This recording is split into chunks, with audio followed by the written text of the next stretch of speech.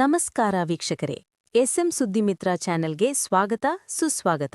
ಬಾಗಲಕೋಟೆ ಜಿಲ್ಲೆ ಜಮಖಂಡಿ ತಹಶೀಲ್ದಾರ್ ಕಚೇರಿಯಲ್ಲಿ ದಿನಾಂಕ 1-3-2026 ನಡೆದ ಶ್ರೀ ರೇಣುಕಾಚಾರ್ಯ ಜಯಂತಿ ಆಚರಣೆಗೆ ಶ್ರೀ ಗೌರೀಶಂಕರ ಕಲ್ಯಾಣ ಮಠ ಸ್ವಾಮೀಜಿಗಳು, ಶ್ರೀ ಮುತ್ತಿನಕಂತಿ ಸ್ವಾಮೀಜಿಗಳು ಹಾಗೂ ಮಾಜಿ ಶಾಸಕರಾದ ಆನಂದ ನ್ಯಾಮಗೌಡ, ಶ್ರೀ ಧರ್ಮಲಿಂಗಯ್ಯ ಗುಡುಗುಂಟಿ ಮಠ ಮತ್ತು ವಿರೂಪಾಕ್ಷಯ್ಯ ಗುಡುಗುಂಟಿ ಮಠ, ತಹಶೀಲ್ದಾರ್ ಕಚೇರಿಯ ಅಧಿಕಾರಿಗಳು, ಸಿಬ್ಬಂದಿ ವರ್ಗದವರು, ಜಂಗಮ ಸಮಾಜದ ಗುರುಹಿರಿಯರು ಹಾಗೂ ಶ್ರೀ ರೇಣುಕಾಚಾರ್ಯ ಜಯಂತಿಯನ್ನು ಅದ್ಧೂರಿಯಿಂದ ಆಚರಿಸಿದರು. ವರದಿ ಶ್ರೀಕಾಂತ್ ಮಠಪತಿ, ಎಸ್ಎಂ ಸುದ್ದಿಮಿತ್ರ, ಜಮಖಂಡಿ.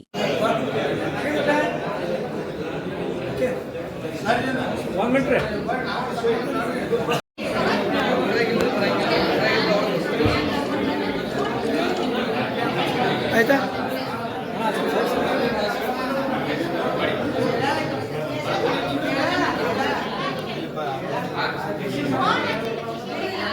ಒಂದು ವಿಶೇಷತೆ ಇರುವುದರಿಂದಲೇ ಜಗದ್ಗುರು ರೇಣುಕ ಭಗವತ್ಪಾದರ ಯುಗುಮಾನೋತ್ಸವ ಅಂತ ಹೇಳಿ ನಾವೆಲ್ಲರೂ ಆಚರಣೆ ಮಾಡಿಕೊಂಡು ಬಂದಿದ್ದೀವಿ.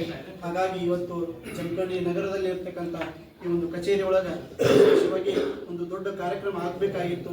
ಇದರಲ್ಲಿ ಇನ್ನೊಂದು ತಮಗೆಲ್ಲ ತಿಳ್ಕೊಡಿಸೋದೇನೆಂದರೆ, ಬರುವ ದಸರಾಕ್ಕೆ ಇವತ್ತು ನಮ್ಮ ರೇಣುಕ ಭಗವತ್ಪಾದರ ಒಂದು ನೆಲೆಯಾಗಿರ್ತಕ್ಕಂಥ ರಂಭಾಪುರಿ ಪೀಠದ ಜಗದ್ಗುರು ಮಹಾಸನ್ನಿಧಿಯವರ ಒಂದು ದಸರಾ ದರ್ಬಾರ್ ಜಮಖಂಡಿಯಲ್ಲಿಯೇ ಅದು ನಡೆಯುವುದರಿಂದ ಆ ಒಂದು ಕಾರ್ಯಕ್ರಮ ಬಹಳಷ್ಟು ದೊಡ್ಡ ಪ್ರಮಾಣದಲ್ಲಿ, ಯಾಕಂದರೆ ಅದು ಒಂದು ವಿಶೇಷತೆ ಇರುವುದರಿಂದಲೇ ಜಗದ್ಗುರು ರೇಣುಕ ಭಗವತ್ಪಾದರ ಯುಗುಮಾನೋತ್ಸವ ಅಂತ ಹೇಳಿ ನಾವೆಲ್ಲರೂ ಆಚರಣೆ ಮಾಡಿಕೊಂಡು ಬಂದಿದ್ದೀವಿ. ಹಾಗಾಗಿ ಇವತ್ತು ಜಮಖಂಡಿ ನಗರದಲ್ಲಿ ಇರ್ತಕ್ಕಂಥ ಈ ಒಂದು ಕಚೇರಿ ಒಳಗೆ ವಿಶೇಷವಾಗಿ ಒಂದು ದೊಡ್ಡ ಕಾರ್ಯಕ್ರಮ ಆಗಬೇಕಾಗಿತ್ತು. ಇದರಲ್ಲಿ ಇನ್ನೊಂದು ತಮಗೆಲ್ಲ ತಿಳ್ಕೊಡಿಸೋದೇನೆಂದರೆ, ಬರುವ ದಸರಾಕ್ಕೆ ಇವತ್ತು ನಮ್ಮ ರೇಣುಕ ಭಗವತ್ಪಾದರ ಒಂದು ನೆಲೆಯಾಗಿರ್ತಕ್ಕಂಥ ರಂಭಾಪುರಿ ಪೀಠದ ಜಗದ್ಗುರು ಮಹಾಸನ್ನಿಧಿಯವರ ಒಂದು ದಸರಾ ದರ್ಬಾರ್ ಜಮಖಂಡಿಯಲ್ಲಿಯೇ ಅದು ನಡೆಯುವುದರಿಂದ ಆ ಒಂದು ಕಾರ್ಯಕ್ರಮ ಬಹಳಷ್ಟು ದೊಡ್ಡ ಪ್ರಮಾಣದಲ್ಲಿ, ಯಾಕಂದರೆ ಅದು ಒಂದು ಹಾದಿಕೊಟ್ಟಂತ ದಾರಿ ಒಳಗೆ ಹೋಗಿ ನಾವು ನೀವು ಮಾನವ ಜನ್ಮವನ್ನು ಶ್ರೇಷ್ಠ ಮಾಡಿಕೊಳ್ಳೋಣ ಅನ್ನುವಂಥ ಮಾತನ್ನ ಎಲ್ಲರಿಗೂ ಆಶೀರ್ವಾದ ಮಾಡಿರುವಂತಹ ಗೌರೀಶಂಕರ ಶಿವಾಚಾರ್ಯರಲ್ಲಿ ತುಂಬ ಹೃದಯ ಧನ್ಯವಾದ ಅರ್ಪಣೆ ಮಾಡಿ, ರೇಣುಕಾಚಾರ್ಯರ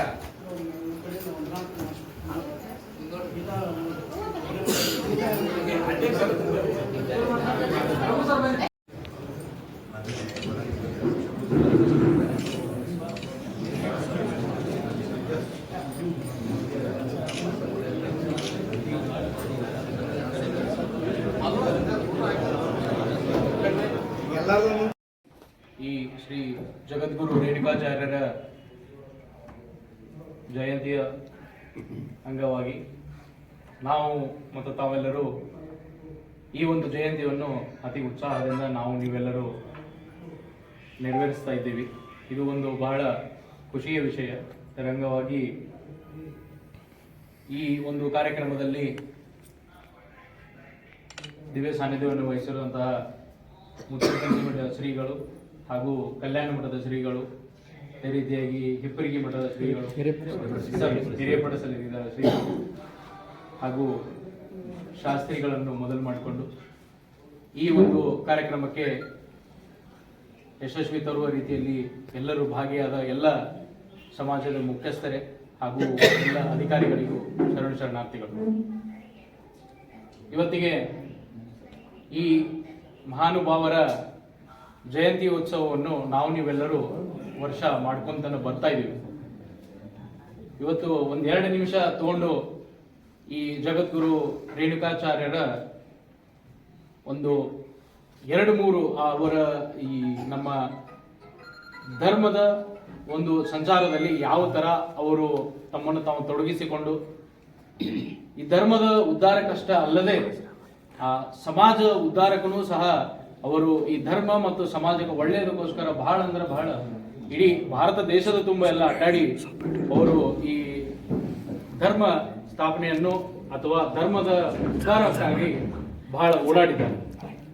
ಯಾಕಂತಂದ್ರೆ ರೇಣುಕಾಚಾರ್ಯರ ಜಯಂತಿ ಒಂದು ನಾವು ತಿಳ್ಕೋಬೇಕು. ರೇಣುಕಾಚಾರ್ಯರು ಯಾರು ಅಂತಂದ್ರೆ ಇವತ್ತಿನ ಇಂಡಿಯನ್ ಮಾಡರ್ನ್ ಹಿಸ್ಟ್ರಿ ಒಳಗೆ ನಮಗೆ ಅಷ್ಟು ಡಾಕ್ಯುಮೆಂಟೇಶನ್ ಇರ್ಲಾಕಿಲ್ಲ. ಕರೆ ಈ ವೀರಶೈವ ಪರಂಪರೆಯ ಪ್ರಕಾರ ನಾವು ನೋಡ್ಲಕ್ಕ ಆಗ್ಬೇಕಂತಂದ್ರ ಒಂದು ಟ್ರೆಡಿಷನಲ್ ಹಿಸ್ಟರಿ ಪ್ರಕಾರ ಈ ವೀರಶೈವ ಪರಂಪರೆಯ ಮಹಾನ್ ಗುರುಗಳು, ಮಹಾನ್ ವ್ಯಕ್ತಿ ಒಂದ್ ಕಡೆ ಹೇಳಕ್ ಸಿಗ್ತದೆ ಎಲ್ಲಿ ಅಂತಂದ್ರ ಸಾಕ್ಷಾತ್ ಈಶ್ವರನೇ, ಸಾಕ್ಷಾತ್ ಶಿವನ ಅವ್ರಿಗೆ ಈ ಒಂದು ಧರ್ಮದ ಎಸ್ಟಾಬ್ಲಿಷ್ಮೆಂಟ್ ಅಂತ ಏನಂತೀವಿ ಅದನ್ನ ಮಾಡ್ಲಿಕ್ಕೆ ಕಳಿಸಿಕೊಟ್ಟಿರುವಂತಹ ಒಂದು ದೊಡ್ಡ ಮಹಾನುಭಾವರು ಅಂತ ನಮಗೆ ನಿಮ್ಗೆಲ್ಲರಿಗೂ ತಿಳಿದು ಬರುತ್ತೆ.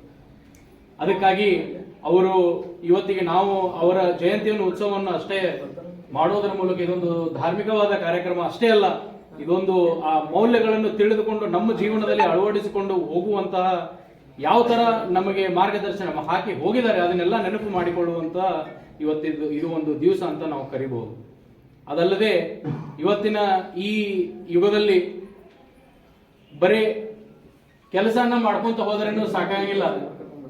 ನಮಗೆ ಯಾವ ತರ ಹೇಳಿಕೊಟ್ಟಿದ್ದಾರೆ ಅಂತಂದ್ರೆ ಕೆಲಸ ಮಾಡ್ಕೊಂತ ನಿಮ್ಮ ನಿಷ್ಠೆ ನಿಮ್ಮ ಶ್ರದ್ಧೆಯಿಂದ ಮಾಡ್ಕೊಂತ ಹೋದಾಗ ಈ ಏನು ನಮ್ಮ ಶ್ರದ್ಧೆಯಿಂದ ನಾವು ಕೆಲಸ ಮಾಡ್ಕೊಂತ ಹೋಗ್ತೇವೆ ಅದು ಏನೂ ಅಲ್ಲ, ಅದು ದೇವರ ಸೇವೆ ಅಂತಾನೂ ಹೇಳಿಕೊಟ್ಟಿದ್ದಾರೆ. ಅದಕ್ಕಾಗಿ ನಾವು ಮತ್ತು ತಾವೆಲ್ಲರೂ ಈ ಒಂದು ಸಮಾಜದಲ್ಲಿ ಈ ಧರ್ಮವನ್ನು ಬಳಸ್ಕೊಂಡು ಹೋಗ್ಲಿಕ್ಕೆ ನಮಗೆ ಯಾವ ತರ ಮಾರ್ಗದರ್ಶನವನ್ನ ಹಾಕಿ ಕೊಟ್ಟಿದ್ದಾರೆ ನಮ್ಮ ಗುರುಗಳು, ಅದೇ ತರವಾಗಿ ನಾವು ನೀವೆಲ್ಲರೂ ನಡ್ಕೊಳ್ಳೋಣ.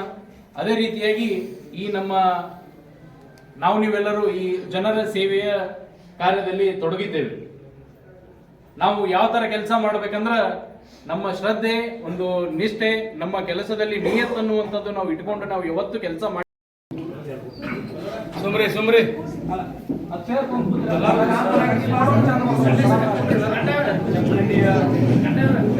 ಆಡಳಿತ ಭವನದಲ್ಲಿ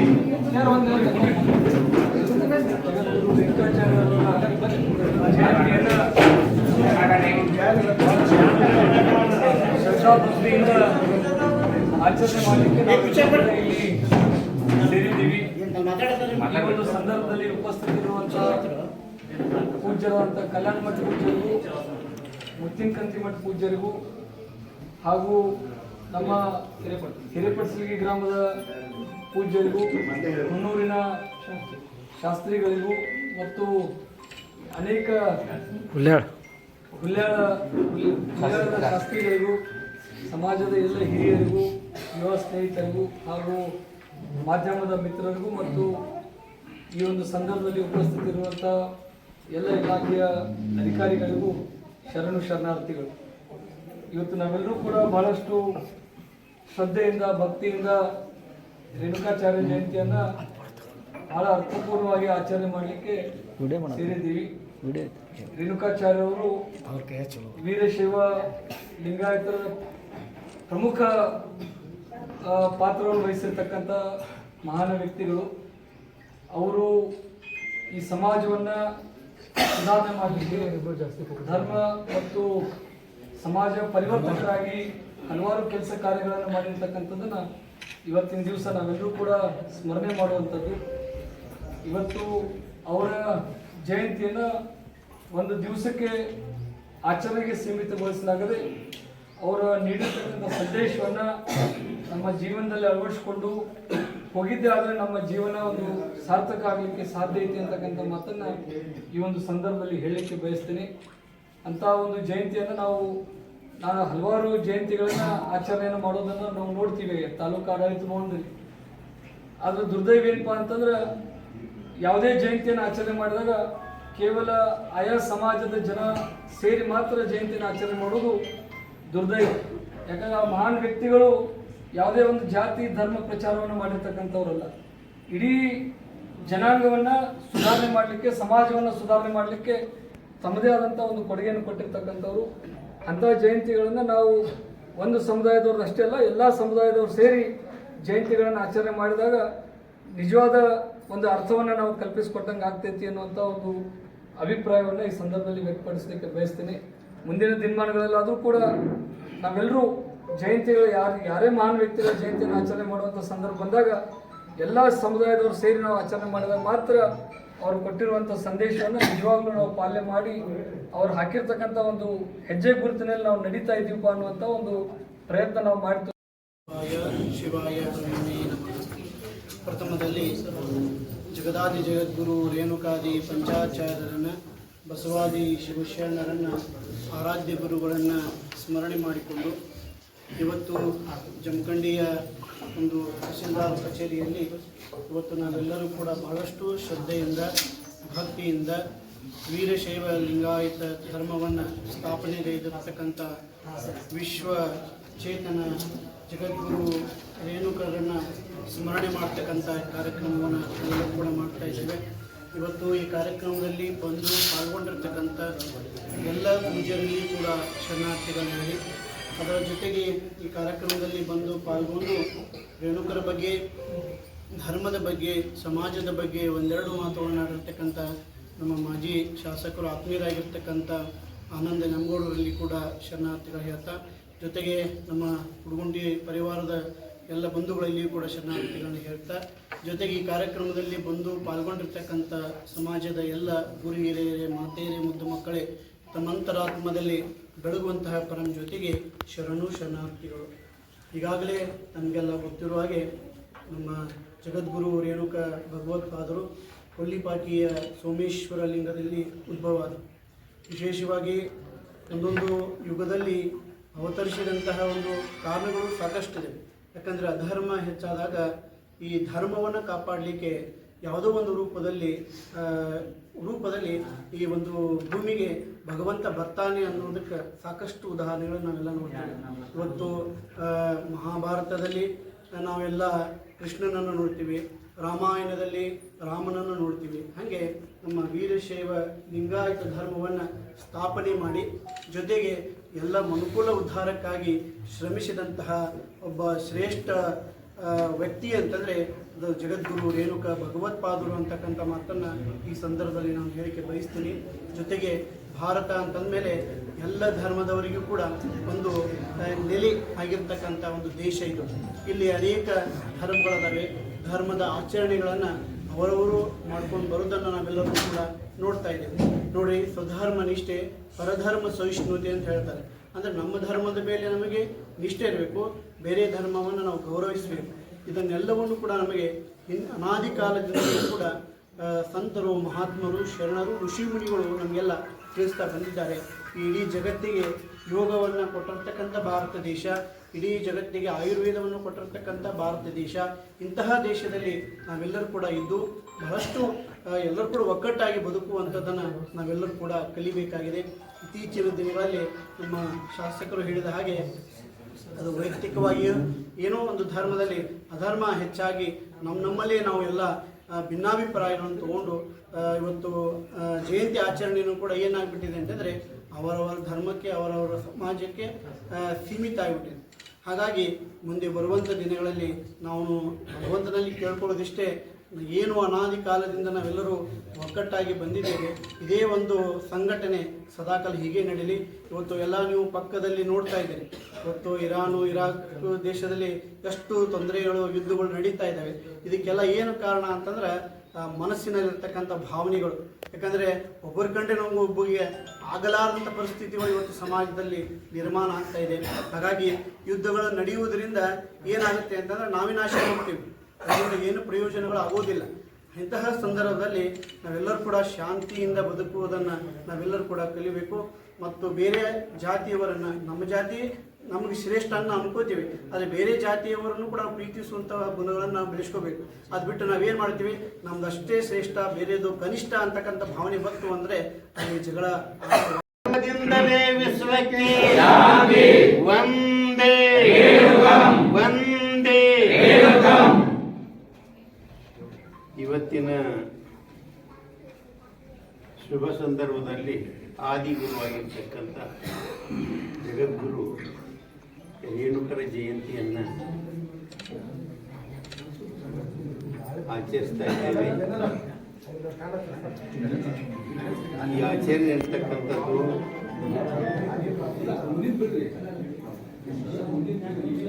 ಎಲ್ಲ ಕಡೆ ನಡೀತಾ ಇದೆ.